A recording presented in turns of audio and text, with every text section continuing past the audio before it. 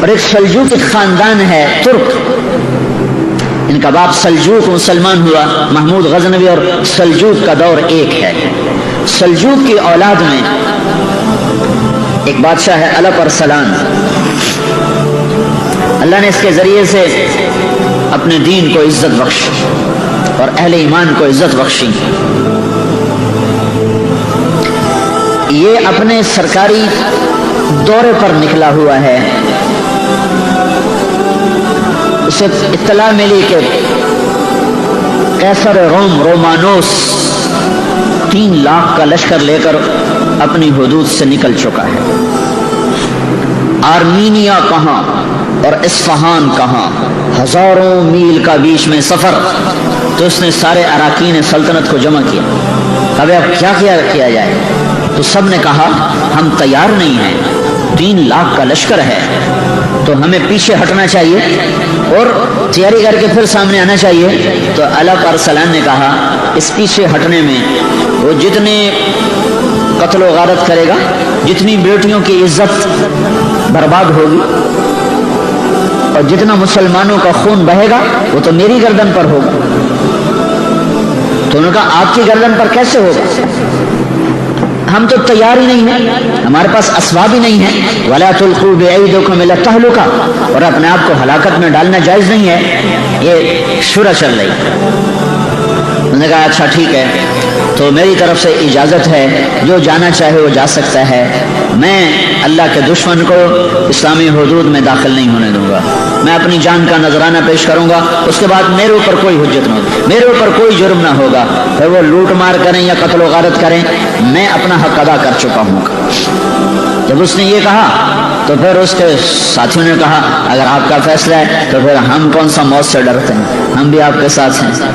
تو اس نے، اس کا بیٹا ملک شاہ اس کے ساتھ تھا، اس کی عمر تھی اس وقت کوئی 12 برس، تو اس نے وصیت نامہ لکھوایا کہ ممکن ہے اس جنگ میں میں شہید ہو جاؤں تو میرے بعد میرا بیٹا ملک شاہ میری جگہ حکمران ہوگا اور نظام الملک یہ اس کا وزیر ہے، اس کا وزیر ہوگا، اور جب تک ملک شاہ بالغ نہیں ہوگا امور سلطنت کو نظام الملک چلائے گا۔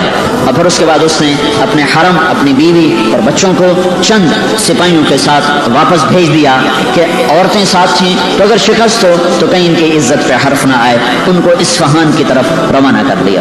اور رومانوس 3 لاکھ کے لشکر کے ساتھ میدان میں اترا، اور یہ کتنے تھے؟ 12,000۔ یہ دنیا کی عجب جنگ لڑی گئی ہے۔ تو جمعرات کو لشکر آمنے سامنے ہوئے تو نظام الملک نے کہا کہ میری ایک رائے ہے سلطان کا، کیا؟ کہ جنگ کو کل کے لیے مؤخر کریں اور جمعہ کی نماز کے بعد نکلیں، کہ جمعہ کے وقت ساری امت دعا کرے گی اور ہم بھی جمعہ کے بعد اللہ سے مانگیں گے تو اللہ کی غیبی مدد ہمارے ساتھ ہوگی۔ تو انہوں نے ایک دن اس کو آگے بڑھایا اور جمعہ کی نماز کے بعد سلطان نے خود نماز پڑھائی۔ کیا زمانہ تھا، بادشاہ خود امام بھی ہوتے تھے۔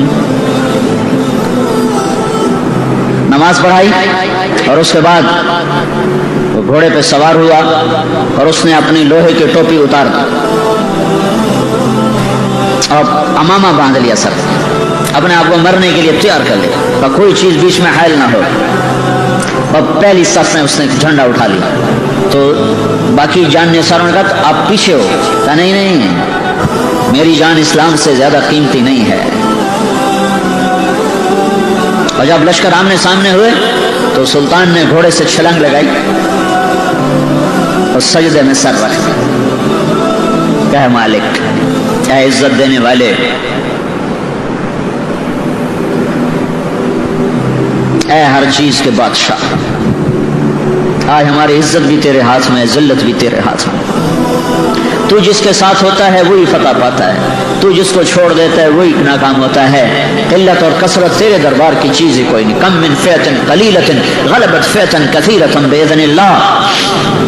اور سجدے میں سر رکھ کے وہ رویا ہے۔ پھر اس نے کہا میں سلطان نہیں ہوں، میں ایک سپاہی ہوں، میں مارا جاؤں تو میری وجہ سے بھاگنا نہیں، آخر تک لڑتے رہنا اور مرتے رہنا، تاکہ ہم اللہ کے دربار میں سرخرو ہو کے پہنچیں۔ زمین و آسمان اش اش پکار اٹھے، دنیا نے عجب نظارے دیکھے، جرأت کے، دلیری کے، جان نثاری کے، اللہ پر مر مٹنے کے، اللہ اس کے رسول کے عشق و محبت کے، عاشق ہوں میں عشق کماویں، دل رکھیں وانگ پہاڑاں ہو، سہ سہ بدیاں ہزار علامیں، کر جانے باغ بہاراں ہو، منصور جائے چک سولے جتے، جڑے واقف کل اسراراں ہو، سجدیاں سر چائیں نہ باہو، توڑے کافر کہن ہزاراں ہو، عاشق سوئی حقیقی جڑا، قتل معشوق دے مننے، سر نو جوڑے تے مکھ نہ موڑے، بھویں 100 تلواراں کھنے، سچا عشق حسین دا باہو، سر دتے تے راز نہ بھنے۔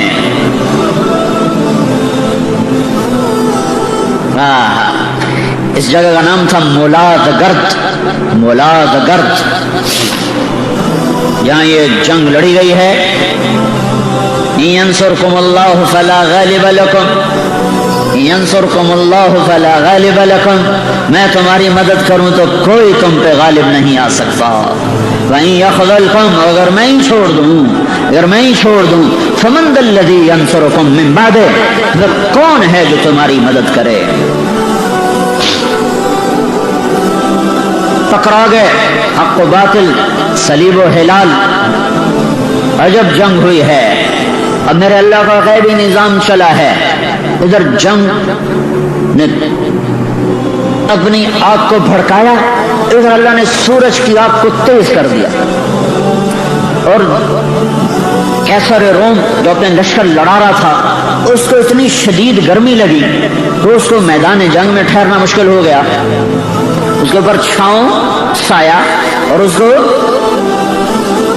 ہوا دینے کے لیے 7 کنیزیں کھڑی ہوئی ہیں، اور 3 لاکھ آدمی ساتھ تھا، 1 لاکھ 7 مزدور کارندے اور 2 لاکھ لٹیرے آئے ہوئے تھے کہ جب فتح ہو جائے گی تو پھر ہم لوٹ مار کا بازار گرم کریں گے۔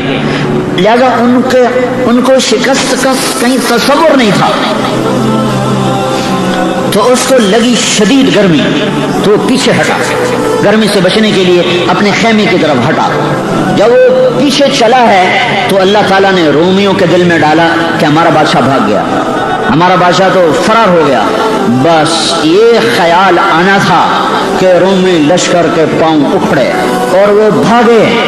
12,000 3 لاکھ سے کہاں تک ٹکر لے سکتے تھے، ایک ایک کر کے شہید ہو جانا تھا، لیکن مکروا مکرن ومکرنا مکرا ینصرکم اللہ فلا غالب لکم، میرے اللہ کا ایسا نظام چلا کہ رومانوس شدید گرمی سے تڑپا، پیچھے ہٹا، خیمے کی طرف جا رہا ہے تو سپاہیوں میں بات ہوئی بادشاہ تو بھاگ گیا، بادشاہ تو بھاگ گیا۔ وہ بھاگا تو کیونکہ ان کی ساری جنگ تو کسی مقصد کے تحت نہیں ہوتی، مسلمان تو مقصد کے تحت کام کر رہا ہوتا ہے، وہ تو مقصد نہیں ہوتا صرف بادشاہ ان کا بادشاہ گیا تم بھی جاؤ۔ جو بھاگے ایک دفعہ پاؤں اکھڑ جائیں لشکر کے پھر سنبھالنا مشکل ہوتا ہے، تو رومانوس پلٹ کے آیا، لیکن اتنے میں رومی لشکر کے پاؤں اکھڑ چکے تھے۔ اور کیا ہے جو اللہ تعالیٰ نے کہا سألقی فی قلوب الذین کفروا الرعب، کہ تم جاؤ میں ان کے دلوں میں رعب ڈال دوں گا۔